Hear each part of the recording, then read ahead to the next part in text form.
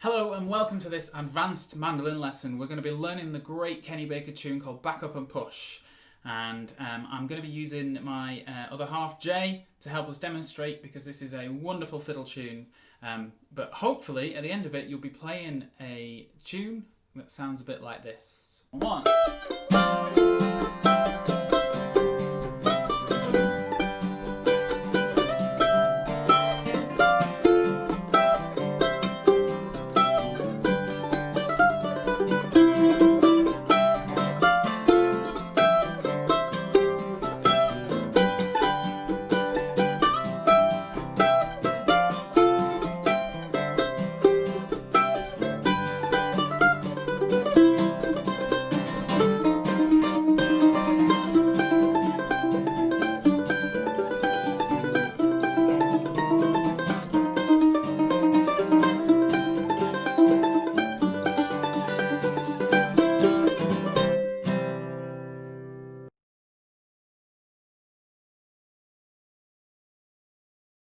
So I'm going to break this lesson down into two halves, and I should say that everything we talk about is included in a free PDF down below, so you don't have to work out anything by ear. It's all tabbed out in music and tab for you in the link below for free.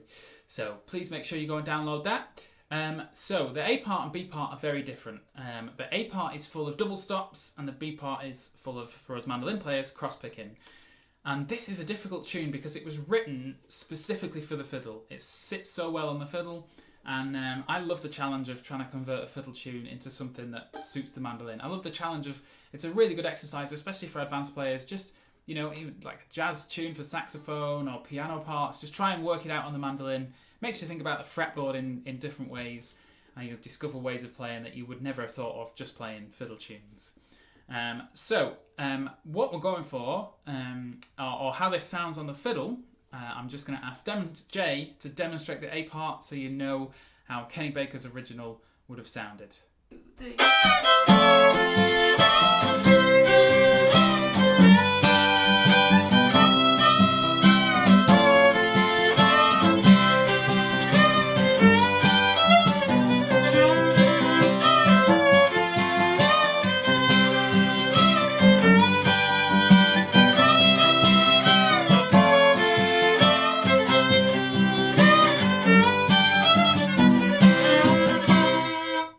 So as you can hear, that sounds so cool on the fiddle with those double stops. It's really effective sound.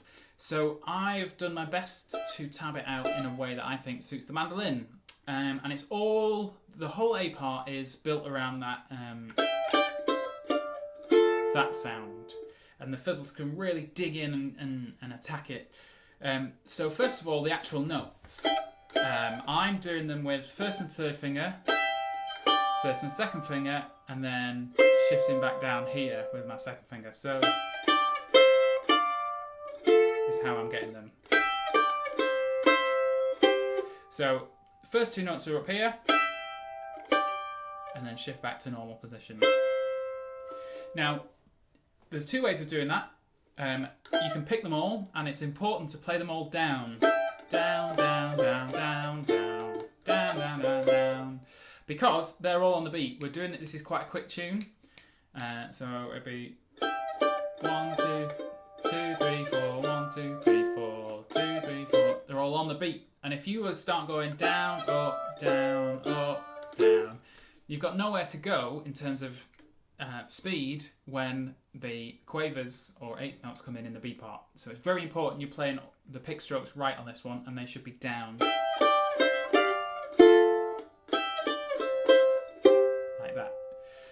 And then the other thing that I like to do, and it's only having slowed this down that I realise I do this, is I pull off between the first and second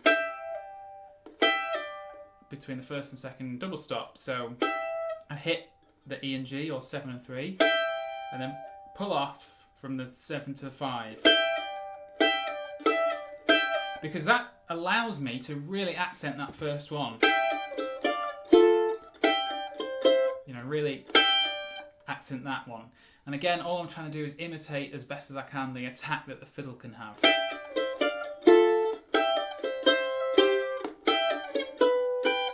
Apart from excuse the wrong note. So that's my best guess at imitating the fiddle tune. So let's try the A part together, and I'll put the metronome on, just so we can make sure we stay in time, and have a few goes around of it. You pause me first and just have a little play through. All the tab is below, and so here we go with the A part. So here we go. Let's do the A part twice. 1, 2, 3, 4, 1.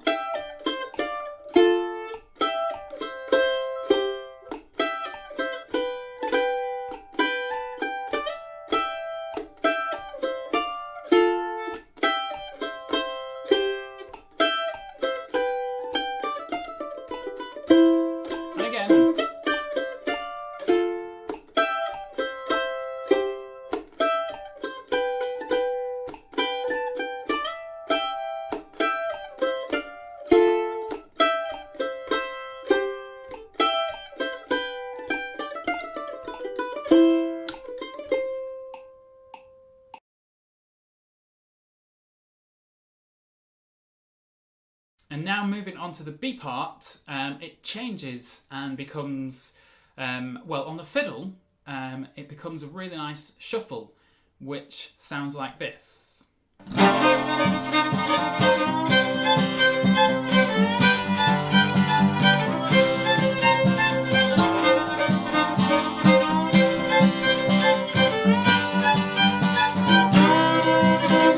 So as you heard, that sounds really cool on the fiddle, and it's something quite difficult to imitate on the mandolin. Sort of that chordal sound, you can't really get the same effect. So instead I've decided to challenge myself and you, Mando Mic Watcher, to some cross-picking. So the first phrase over F is just over 2 strings. And throughout all of this, it's important to keep the down, down, up, down, up, down, up. These are all 1 and 2 and 3 and 4 and... So down, up constantly. And then, if you can, accent those higher notes. So... Because that's like a drone, that's not the melody note. These are... That's your melody.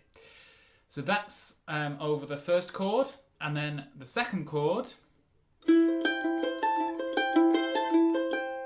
goes over 3 strings. So there's 2 ways you can do it.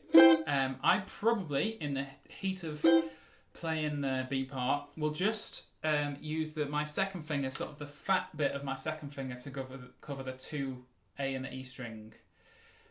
When I realise when I play this just on its own as an exercise, I'll probably flatten my fingers, but I haven't got time to do that in the melody, so I'll play it like that. I admit that doesn't make me it's a lot cleaner if I can do it like that, but I end up doing it like that if I'm being honest. So it's a great little exercise, and make sure you're going down, up, down, up, down, up, down, up constantly. Watch my hand, it's just going down, up, down, up, down, up constantly. Then the third bar goes onto a G chord, so... And if you're struggling with this pattern, and this is a tip that I picked up from a lesson that Mike Marshall gave when I was about 12 years ago. He said if he's ever struggling with a phrase, he takes away his left hand and just concentrates on his right hand. So for us in this phrase, that would be... So 1, 2, 3...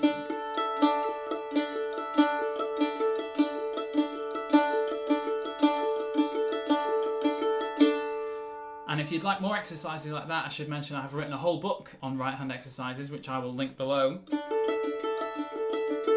So that's what the right hand's doing. And if I add in the left hand,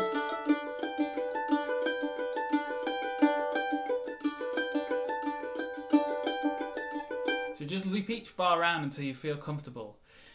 And then the final 4th bar, it's very similar to the second bar, but goes up to the B flat.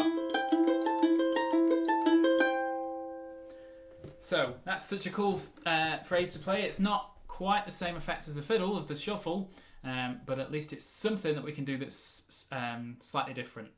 So I'll put the metronome back on and you'll see how quick this is. So feel free to slow me down using the cog, but I'm going to keep the metronome at 100 BPM and I'll play that through twice. 1, 2, 3, 4.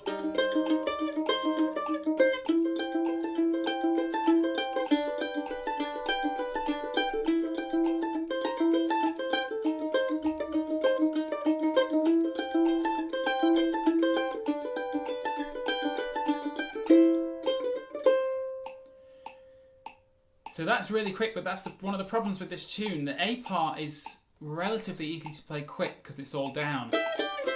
That's not too bad. But then you suffer. If you start the A part too quick, you've got to play the B part at the same speed. So in your own little practice, it might be worth working out what speed you can play the B part and then starting the A part at that speed. So the only thing left to do for this lesson is to play the tune in full, 2 A's, 2 B's. I'm going to bring Jay back in, this time on the guitar, so she can just accompany us rather than play the really cool fiddle version, and we'll play it on the mandolin. I'll keep it at 100 BPM because that's the speed we've done it so far in this lesson. So here we go. Best of luck. 1, 2, 3, 4, 1.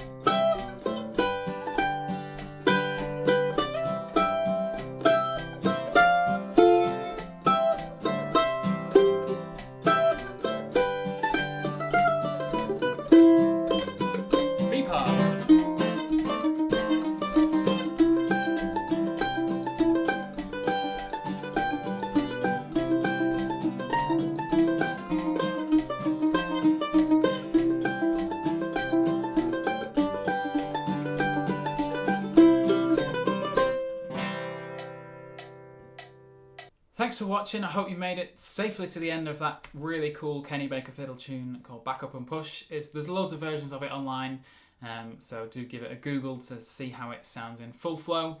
I hope you've enjoyed the lesson. If you have, please hit subscribe while you're here and head over to mandomic.com. Sign up to the monthly mailing list so these lessons get sent direct to your inbox. Thanks for watching and we'll see you next month.